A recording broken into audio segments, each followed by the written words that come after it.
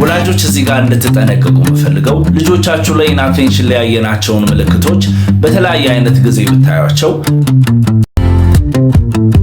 እንግዲህ በምዕራፍ 1 ስለ ADHD በመናወራበት ጊዜ ኢናቴንሽንን በተለያዩ አይነት ምሳሌዎች ተመልክተናል። ወላጆች እዚህ ጋር እንድትጠነቀቁ የምፈልገው ልጆቻችሁ ላይ ኢናቴንሽን ላይ ያየናቸውን ምልክቶች በተለያየ አይነት ጊዜ ብታያቸው ልጆቻችሁ ADHD ያለባቸው ማለት በፍጹም አይደለም። ነገር ግን ADHD ያለባቸው ልጆች ላይ እነዚህን ድርጊቶች በተደጋጋሚ በሁሉም ቦታ የሚታዩ ከሆነ እንዲሁም ከልጁ እድሜ ጋር የማይመጣጠኑ ሆነው ሲገኙ ነው እንደ ምልክት የሚወሰዱት ከዛ ወይም ደግሞ ADHD አለባቸው የምንለው። ይህንን ጠቃሚ መልእክት ለብዙዎች እንዲደርስ ኮፒ ሊንክ ሼር እንድታረጉት በትህትና እየጠየኩኝ ምዕራፍ 2ን ደግሞ በተለያዩ አይነት ምሳሌዎች እንመለከታለን። ADHD ውስጥ በሁለተኛ ደረጃ የምናገኘው ከፍተኛ እንቅስቃሴ ወይም ደግሞ ሃይፐርአክቲቪቲ የምንለው ነው። ይህ ምልክት ከልክ ያለፈ የመንቀሳቀስ ፍላጎት ወይም እረፍት ማጣትን ያመለክታል። ዋና ዋና ምልክቶቹ እንደሚከተሉት ይቀርባሉ።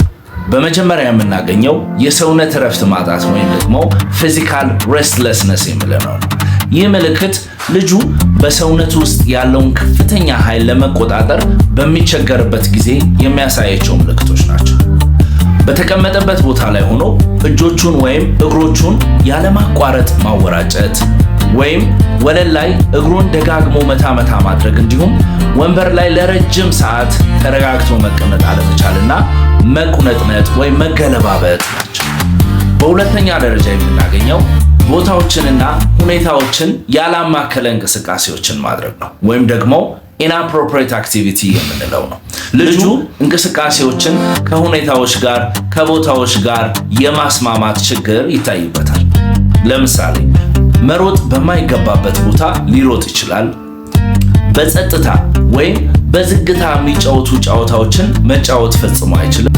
በእምነት ቦታዎች ላይ ወይ በመስጊድ ወይም ደግሞ በቤተ ክርስቲያን ውስጥ በትምህርትና በአምልኮ ሰዓት ተረጋግቶ መቀመጥ በጣም ይቸግራል። ሌላኛው ዝግ ያሉ የመዝናኛ እንቅስቃሴዎችን ማድረግ ፈጽሞ አይችሉም። ለምሳሌ ወክ ማድረግ፣ ፓርኮች ውስጥ ሄዳችሁ ረጋ ብላችሁ ከልጆቻችሁ ጋር ወክ እናድርግ ብትሉ ልጆቹ እንደዚህ አይነት እንቅስቃሴዎችን ከእናንተ እኩል ማድረግ በፍጹም አይችሉም።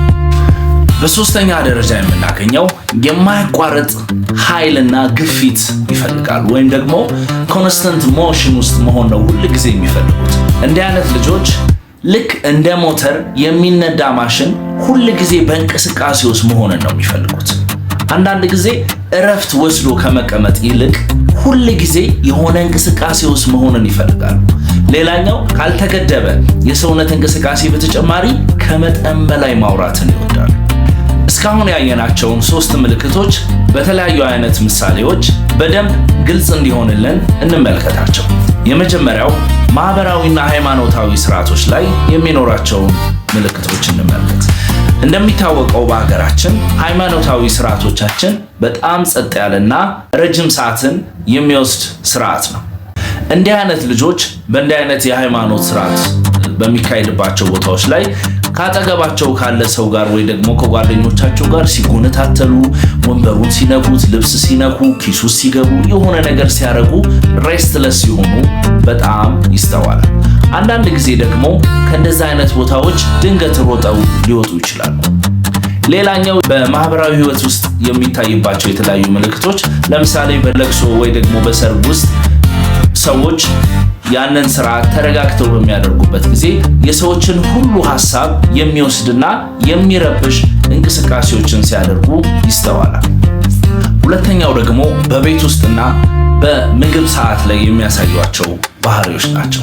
ወንበር ላይ ቁጭ ብለው ምግብ እስኪቀርብላቸው ድረስ መታገስ ይሰለቻቸዋል። ስለዚህ በሹካው የሆነ ድምፅ ማሰማት፣ ወንበሩን እንዲማንገጫገጭ፣ የሆነ ነገር ማድረግ፣ ቴብል ላይ የተቀመጡት ሚዛን ፕላሶች መጠቅለል፣ መፍታት፣ መምታት፣ እንደዚህ አይነት እንቅስቃሴ እያደረጉ ነው እንጂ መጠበቅ የሚችሉት ጸጥ ብለው ምግቡ እስኪቀርብ መጠበቅ በፍጹም ይከብዳቸዋል።